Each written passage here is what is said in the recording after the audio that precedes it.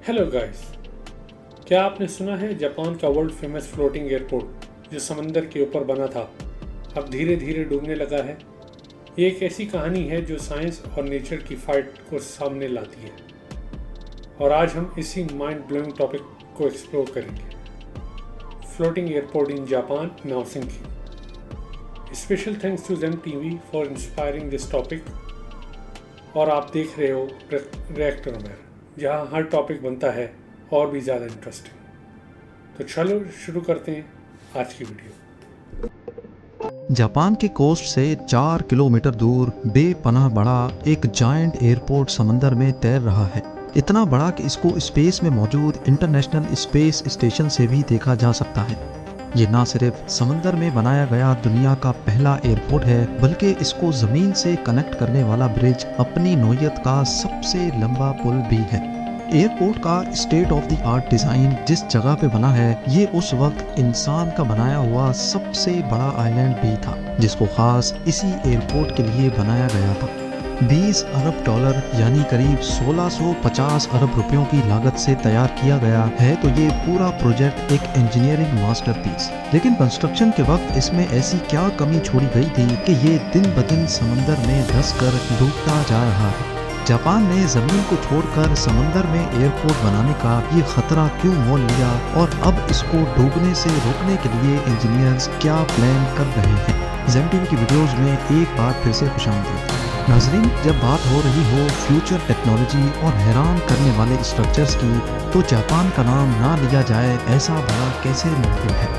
दुनिया की पहली high speed train Tokaido Shinkansen Japan ने वर्ल्ड वॉर 2 के दौरान न्यूक्लियर अटैक्स में पूरी तरह तबाह होने के सिर्फ 18 सालों के बाद लॉन्च करके पूरी दुनिया के छक्के छुड़ा दिए थे।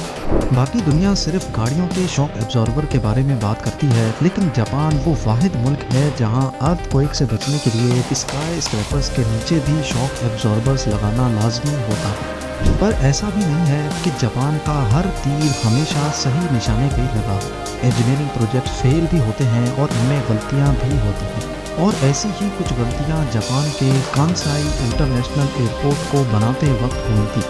जापान के कांसाई रीजन में बना ये एयरपोर्ट वैसे तो ओसाका सिटी, कोबे और क्योटो से बहुत करीब है, जहां ऑलरेडी 3 एयरपोर्ट्स सिर्फ 50 किलोमीटर के रेडियस के अंदर मौजूद हैं। लेकिन जापान की बढ़ती हुई पॉपुलेशन और इकोनॉमिक डिमांड्स को देखते हुए यहाँ एक और एयरपोर्ट की ज़रूरत थी।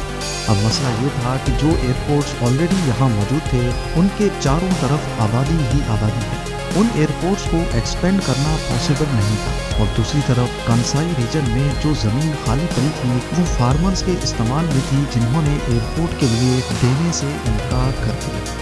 जापान के पास अपनी एक्सपोर्ट्स बढ़ाने और इंटरनेशनल टूरिस्ट को अच्छी तरह फैसिलिटेट करने का सिर्फ यही एक ऑप्शन बचा था कि कैसे भी करके ओसाका बे के ऊपर एयरपोर्ट बनाया जाए। ओसाका बे का ये हिस्सा करीब 60 फीट गहरा है, और यहाँ एयरपोर्ट बनाने का मतलब है कि पहले यहाँ आइलैंड बनाया जाएगा।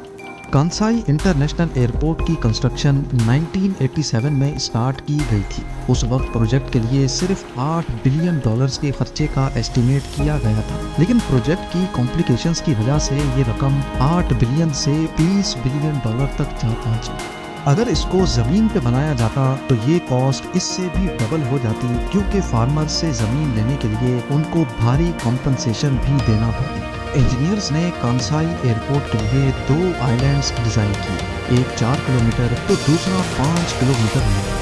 ये दोनों आइलैंड्स एक मैसिव सी वॉल के दम पर खड़े होंगे। यहाँ समंदर करीब 60 फीट गहरा है, जिसको भरने के लिए पहाड़ों से 750 मिलियन क्यूबिक फीट मिट्टी खोद कर लाई गई। जापान ने इससे पहले भी कई आइलैंड्स बनाए थे, लेकिन इस केस में कोस्ट से 4 किलोमीटर दूर समंदर के बॉटम पे मौजूद कीचड़ काफ़ी अलग थी, जिस पर एक सुपर स्ट्रक्चर बनाना खतरे से खाली नहीं था। इंजीनियर्स ने समंदर के बॉटम पे मौजूद इस कीचड़ के सैंपल लिए। टेस्टिंग और कैलकुलेशन के बाद कुछ एक्सपर्ट्स ने ये अंदाज़ा लगाया कि यहाँ एयरपोर्ट 19 फीट तक अंदर धंसेगा, जबकि कुछ का कहना था कि ये 25 फीट से भी ज़्यादा अंदर धंस सकता है। मज़े की बात यह है कि दोनों सूरतों में एयरपोर्ट को अंदर धंसना ही था।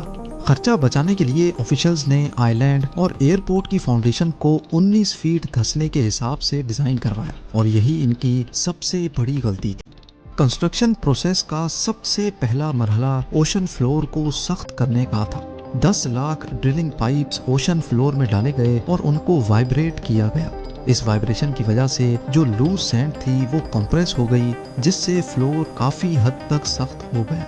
पाइप्स निकालकर पीछे रह जाने वाले 10 लाख ड्रिलिंग होल्स में पानी जज्ब करने वाली स्पेशल रेत डाली गई। दूसरी तरफ 24 किलोमीटर लंबी सी वॉल को बनाने के लिए 48,000 कंक्रीट ब्लॉक्स का इस्तेमाल किया गया। सी वॉल को जायंट स्टील चैम्बर्स में पत्थर और मलबा डालकर बनाया गया और फिर इन स्टील चैम्बर्स के बीच में कंक्रीट ब्लॉक्स रखे गए। सी वॉल बनाने का सिर्फ एक ही मकसद था कि एयरपोर्ट को टाइफून और उसकी वजह से पैदा होने वाली खौफनाक लहरों से बचाया जा सके।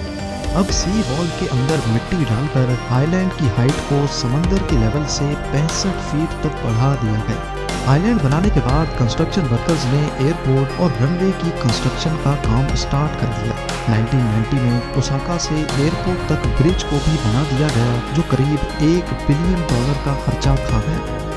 कांसाई इंटरनेशनल एयरपोर्ट का अंदर धंसना पहले से तय था, लेकिन इंजीनियर्स और ऑफिशियल्स को एक बहुत बड़ी गलतफहमी थी कि एयरपोर्ट सिर्फ 19 फीट अंदर धंसेगा, जबकि कंस्ट्रक्शन के दौरान ही आइलैंड करीब 34 फीट तक अंदर जा चुका था।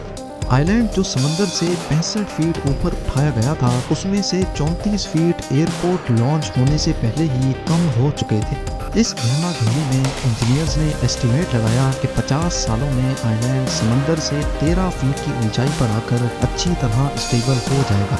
13 फीट की ऊंचाई एयरपोर्ट को सैलाब से बचाने के लिए कम से कम रिक्वायरमेंट है, लेकिन यहाँ पर भी इनका एस्टिमेट गलत साबित हुआ, क्योंकि जो चीज़ वो 50 सालों के बाद एक्सपेक्ट कर रहे थे वो सिर्फ 10 सालों में ही आ खड़ी है। जी हाँ, एयरपोर्ट के दूसरे टर्मिनल की लॉन्च तक आइलैंड 52 फीट धंसकर सिर्फ 13 फीट की ऊंचाई तक पहुँच चुका था और आज वो बहुत ही डेंजरस लेवल पे खड़ा दिन ब दिन मजीद अंदर जाता जा रहा है।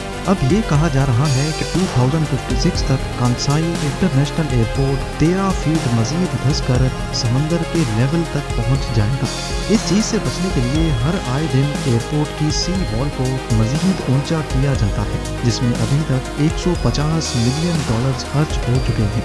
लेकिन कांसाई इंटरनेशनल एयरपोर्ट को बचाने के लिए सिर्फ सी वॉल को ही मजबूत नहीं किया जा रहा। एयरपोर्ट की फाउंडेशन में हाइड्रोलिक जैक्स लगाए गए हैं, जिनको हर दूसरे साल ऊपर किया जाता है।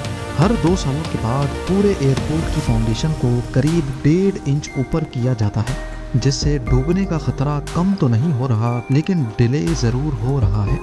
आइलैंड और एयरपोर्ट को बचाने के लिए ये जो भी इकदाम किए जा रहे हैं, ये सिर्फ आर्जी इकदाम है। जापान को अच्छी तरह मालूम है कि एयरपोर्ट एक न एक दिन हाथ से निकल जाएगा। हर साल मिलियंस ऑफ डॉलर्स खर्च करके वो एयरपोर्ट को तो बचा ही रहे हैं, लेकिन साथ में वो टाइम भी खरीद रहे हैं, ताकि उस वक्त तक शायद वो कांसाई में ही कहीं और एयरपोर्ट बना सके। एक तरफ जहां एयरपोर्ट डूबने का खतरा सर पर मंडरा रहा है, दूसरी तरफ कुदरत भी हर आए साल दस्तक दे रही है। 2018 में ओसाका बे पर टाइफून जेबी ने हमला किया। ये तूफान इतना शदीद था कि इसने समंदर का लेवल 10 घंटों के लिए बढ़ा दिया और सारा पानी कांसाई एयरपोर्ट में दाखिल हो गया। रनवे पानी से भर गए और एयरपोर्ट पर पार्क हुए जहाज़ों को भी खासा नुकसान उठाना पड़ा। इस वाक़े की वजह से एयरपोर्ट के सारे ऑपरेशंस को मजबूरन हॉल्ट करना पड़ा।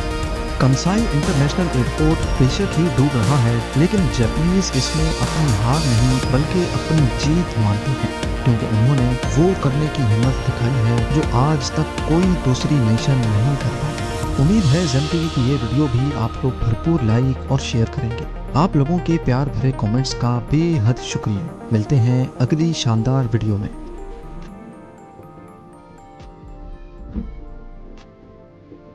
तो दोस्तों, ये थी कहानी जापान के फ्लोटिंग एयरपोर्ट की, जो एक वक्त में इंजीनियरिंग का कमाल माना जाता था और अब नेचर के सामने धीरे धीरे हार मान रहा है। ये हमें एक ही सिखाता है, चाहे इंसान कितना भी आगे क्यों ना निकल जाए, नेचर के रूल के सामने हमेशा छोटा पड़ जाता है। आपको ये वीडियो कैसी लगी कमेंट में ज़रूर बताएं। और हाँ, अगर आपको कंटेंट पसंद आया हो तो वीडियो को लाइक करो, शेयर करो और सब्सक्राइब करना मत भूलो रिएक्टरोमैन को। Special thanks to again Jam TV, जिनकी वजह से हम आज इतनी इंटरेस्टिंग कहानी एक्सप्लोर कर पाए। मिलते हैं अगले के धमाकेदार वीडियो में। तब तक के लिए टेक केयर और क्यूरियस रहो। Good bye.